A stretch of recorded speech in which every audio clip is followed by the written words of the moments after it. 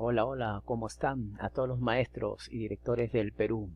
Quien les habla es Valentín Cabello Vargas, especialista en educación, y el día de hoy le tendremos un tema muy importante y trascendente para nuestra labor pedagógica. Muy importante para todos, y hablamos nada más y nada menos que del monitoreo y acompañamiento al desempeño docente en el marco de la estrategia Aprendo en Casa. Como todos saben, el Ministerio de Educación ha planteado esta estrategia este año como una solución a la emergencia educativa que estamos viviendo este año 2020. Y en ese sentido, el día de hoy vamos a informar, vamos a conocer todos cómo se va a desarrollar este monitoreo y acompañamiento a todos los maestros del Perú. En primer lugar, nos haremos la pregunta, ¿cómo se va a realizar este monitoreo? ¿En qué consiste?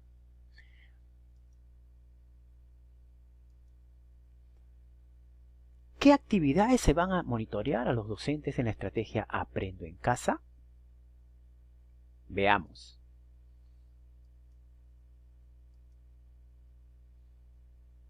El Ministerio está planteando 4 actividades básicas que se tienen que trabajar. Número 1, seguimiento de las sesiones de Aprendo en Casa. Número 2, seguimiento de las actividades. Número 3, retroalimentación. Y número 4, actividades complementarias. La primera actividad, ¿en qué consiste? Como todos sabemos, antes de iniciar su trabajo de la retroalimentación, los maestros deben tener conocimiento sobre el tema, el desarrollo y las actividades propuestas en la estrategia Aprendo en Casa. Para eso tienen que revisar toda la información sobre las sesiones propuestas en las plataformas de la web, la televisión o la radio según sea el caso. Primera etapa. La segunda etapa es el seguimiento de las actividades. En esta, luego que el docente tiene el conocimiento sobre las sesiones propuestas y las actividades dejadas a los estudiantes, se debe verificar que estos la cumplan. ¿Qué condiciones tiene? Ya las veremos. La tercera es la retroalimentación. Luego que el docente tiene conocimiento sobre las sesiones y actividades propuestas y debe realizar un seguimiento al cumplimiento de actividades, además tiene que identificar las necesidades de aprendizaje y realizar la retroalimentación respectiva. Y finalmente, la actividad 4, la 3 es la más importante, no se olviden. La actividad 4 es la actividad complementaria, donde el docente puede dejar actividades que complementan el trabajo realizado, ya sea porque persisten las necesidades o porque requiere reforzar aspectos generales o porque vio necesario contextualizar las actividades de Aprendo en Casa. Esto es opcional. ¿Sí? Bien, continuamos. Otro punto importante a desarrollar en la número 1 se consideran varios criterios. El primer criterio es revisar la plataforma. O sea, yo hago seguimiento si es que estoy revisando la plataforma como maestro. ¿Y eso cuántos pasos tiene? Bueno, se consideran el paso número 1, ingresar a la plataforma Aprendo en Casa. El paso número 2, descargar la programación de la semana. Paso número 3, seleccionar plataforma y grado. Y paso número 4, seleccionar y descargar la semana de trabajo. Son los 4 pasos importantes cuando yo reviso la plataforma Aprendo en Casa. Un segundo criterio es revisar las actividades de la secuencia didáctica propuesta. Como todos sabemos, en la plataforma, ya sea televisión, ya sea radio, sea web, se presentan secuencias didácticas, sesiones de planteadas. En la número 1, siempre se plantea un planificador de actividades, donde nos dan día a día la secuencia del trabajo realizado. Y luego también se encuentra día a día el desarrollo completo de esa actividad. Puede ser el día 1, el día 2, etc. Y finalmente complemento con la revisión de la guía docente en sus aspectos claves para poder realizar mi trabajo. Estos 2 criterios son muy importantes para poder realizar mi trabajo a mis estudiantes y yo poder realizar ese acompañamiento respectivo a ellos. Ahora, también consideremos que toda guía docente pues tiene elementos básicos, ¿no? Que cuando vamos revisando la página, lo vamos a ir encontrando, ¿no? Entre ellos están las competencias, los criterios, las evidencias, los recursos, los enfoques transversales. Ahora, con estos elementos se puede elaborar un planificador, una matriz de seguimiento, una matriz de evaluación, donde yo voy a consolidar todo lo que he encontrado en la plataforma Aprende en Casa, que me va a servir de guía, de ayuda, para yo empezar mi trabajo en Aprende en Casa. Este es un planificador de matemática, y aquí les muestro también un planificador o matriz de arte y cultura. En la segunda actividad, considerada por el Ministerio de Educación, es el seguimiento de las actividades. En esta actividad se considera un primer criterio a la revisión y seguimiento al cumplimiento de actividades, donde el paso 1 es recibir las evidencias, que se puede recibir a través del WhatsApp, fotografías, a través de los audios, los videos, el teléfono, el smartphone, y también algunas escuelas están considerando la plataforma Google Classroom para recibir las evidencias correspondientes de los estudiantes.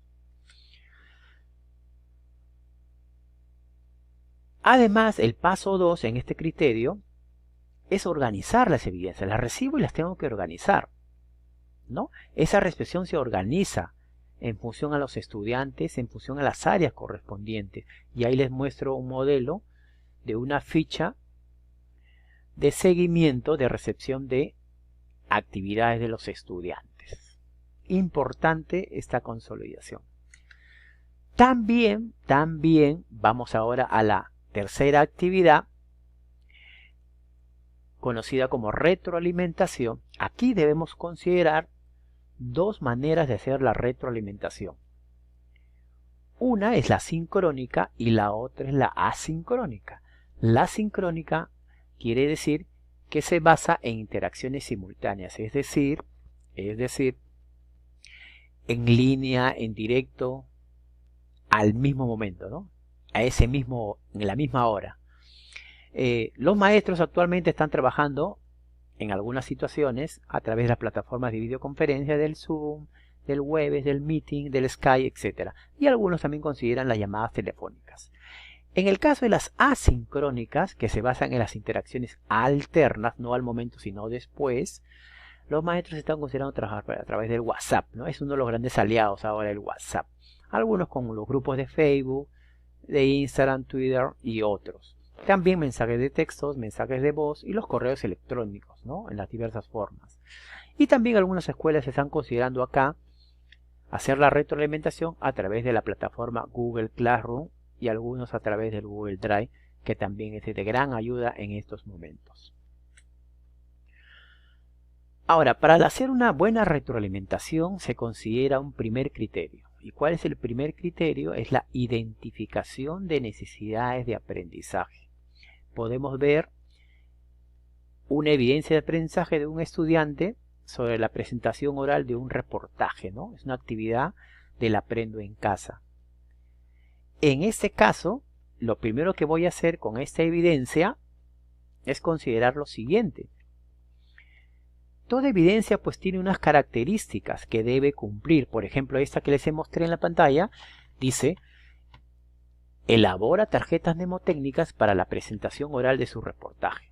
Para ello organiza toda la información recopilada en 3 momentos: inicio, desarrollo y final. Bien, esa es la característica de mi evidencia que yo lo debo considerar. Además que eso ya está plasmado en mi matriz de evaluación que les mostré al comienzo, ¿no? Ahora, toda evidencia se debe evaluar a través de los criterios de valoración de evidencia o criterios de evaluación, como algunos también los conocen, que también está plasmado en mi matriz.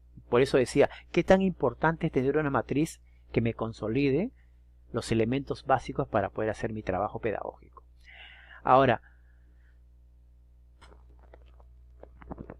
hay que tomar en cuenta que esos elementos tienen que estar alineados con el estándar de aprendizaje. Y eso es lo importante. Los estándares de aprendizaje, como todos sabemos, salen desde la programación curricular que nos manda el Ministerio de Educación.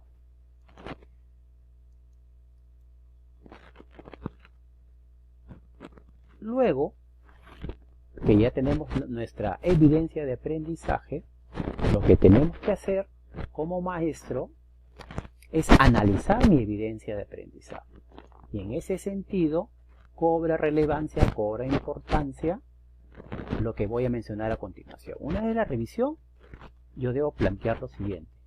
Digo, en el desarrollo no ha considerado la forma en que se organizarán para realizar el trabajo y tampoco ha diseñado una tarjeta mnemotécnica que le permita hablar de eso. ¿Qué acabo de decir? Lo que estoy diciendo es que luego de analizar he encontrado algo, y ese algo se conoce como dificultad, conocido también como necesidad de aprendizaje. Y eso es importantísimo, porque en base a eso yo voy a realizar mi retroalimentación a brindar a los estudiantes, que es muy importante para mi trabajo pedagógico. Ahora, para mi retroalimentación yo puedo considerar diversas situaciones. Como todos sabemos, hay diversas estrategias como la escala de Wilson, la Revier-Canehovich, estrellas, etc. Para el Ministerio de Educación está considerando este tipo de retroalimentación. Retroalimentación elemental, retroalimentación descriptiva, retroalimentación reflexiva, y cuando no hay nada es incorrecta. Ustedes recordarán que este tipo de retroalimentación ya se viene considerando en las rúbricas de evaluación, ¿no? Es muy importante este tipo porque está articulando las rúbricas de evaluación con este nuevo monitoreo en la etapa remota.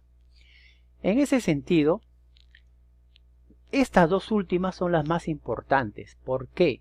Porque la descriptiva, el maestro, al realizar la retroalimentación utilizando cualquier estrategia que ya mencioné, le describe al estudiante cómo está realizando su trabajo, qué cosa le falta por hacer. En cambio, en la retroalimentación reflexiva, el maestro, además de hacerle la descripción, le hace preguntas que le hacen reflexionar, que le hacen descubrir al estudiante qué es lo que le falta de su trabajo y lograr de esa manera el propósito y luego las competencias descritas. Continuamos.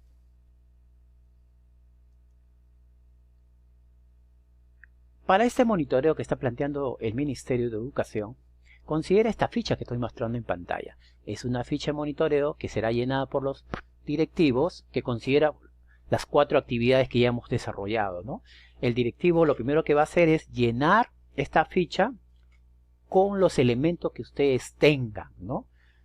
Con la evidencia que ustedes tengan a través de los diversos medios digitales que ustedes han venido trabajando. Eso ya dependerá de cada escuela cómo lo trabaje. En algunas les servirá bastante lo que es el Classroom, el Google Drive, los correos, etcétera, ¿no?